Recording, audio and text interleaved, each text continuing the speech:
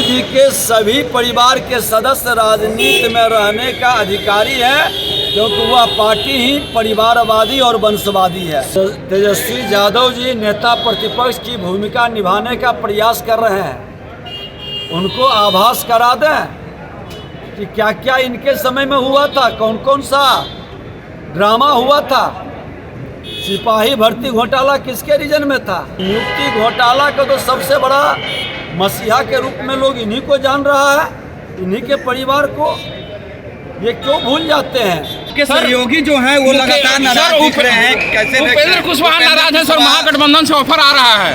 कोई एनडीए में नाराज नहीं है। सभी को देश के प्रधानमंत्री नरेंद्र मोदी जी के पर विश्वास है। पारस जी भी नाराज चल रहे हैं, मना लिया जाएगा क्या? मुकेश सहनी भी सर कटिहार से महागठबंधन ऑफर दे रही है।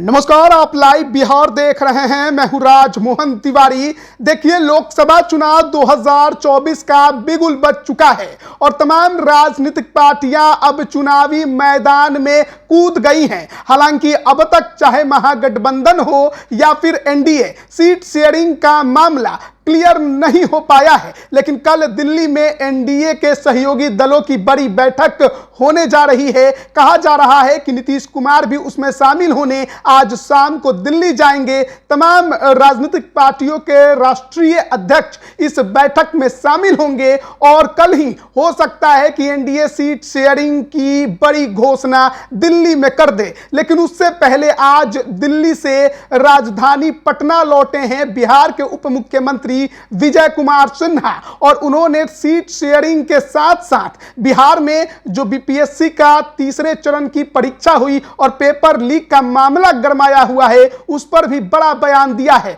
निशाने पर फिर तेजस्वी यादव ही हैं। सबसे पहले सुनिए सीट शेयरिंग और पेपर लीक को लेकर उन्होंने क्या कुछ कहा। लोकतंत्र का महापर्व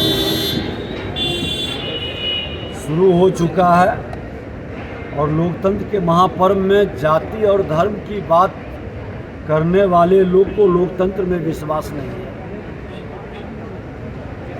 लोकतंत्र जनता के विश्वास को जीत करके आने वाले लोगों की जामात है और किसी भी धर्म पर किसी भी तरह का कटाक्ष या किसी भी जाति पर कोई प्रश्न उठाना, ये उनकी सोच को दर्शाता है, उनके मानसिकता को दर्शाता है। और ऐसे लोग लोकतंत्र के हितैषी नहीं है और ऐसे लोग किसी भी संवैधानिक पद के योग्य भी नहीं है। सर सीट शेयरिंग कब तक होने का उम्मीद है सर? बहुत सवाल उठ रहे हैं। समय पर होगा। सक्षम नेतृत्व निर्णय लेने में हर तरह से सक्षम है और उचित समय पर ये निर्णय हो जाएगा। उपेंद्र कुशवाहा नाराज चल रहे हैं सर, महागठबंधन की तरफ से ऑफर आ रहा है। तरीके से जो पेपर लीक हुआ उसको लेकर तेजस्वी यादव सवाल खड़े कर रहे हैं, बोल रहे कि 17 महीने में एक भी नहीं हुआ और यही बीजेपी का सरकार आया तो माफिया राज हो गया। तेजस्वी यादव जी नेता प्रतिपक्ष की भूमिका निभाने का प्रयास कर रहे हैं। उनको आभास करा दें कि क्या क्या इनके समय में हुआ था, कौन कौन सा ड्रामा हुआ था।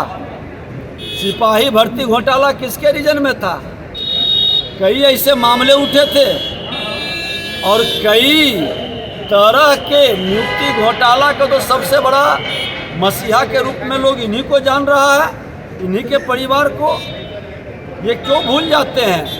अरे आप प्रामाणिकता के साथ बताइए कि कौन व्यक्ति इन्वॉल्व है, आपके पास क्या सबूत है।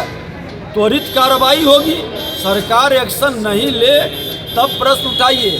आपने कहा कि एक मंत्री बचा रहे हैं, तो बताइए कौन मंत्री है, क्या प्रमाण है आपके पास? नेता प्रतिपक्ष की सकारात्मक भूमिका निभानी चाहिए, पूरी प्रामाणिकता के साथ लोगों को भरमाने का और सिर्फ खाना पूर्ति करने का खेल नहीं हो। लालू जी की एक और बेटी वो रोहिणी आचार्य राजनीति में कदम रखने वाली है। लालू जी के सभी परिवार के सदस्य राजनीति में रहने का अधिकारी है, क्योंकि वह पार्टी ही परिवारवादी और वंशवादी है। सर उपेंद्र कुशवाहा नाराज चल रहे हैं, महागठबंधन से ऑफर आ रहा है। लागू नहीं होना चाहिए। देखिए, राष्ट्र के हित में, हर समाज के हित में, माँ भारती के धरती से प्यार रखने वाले सब लोगों को नागरिकता मिलती है। इस पर किसी को आपत्ति नहीं है और आपत्ति करने वाले लोग, ऐसे लोग क्या इस समाज के हितैषी नहीं है?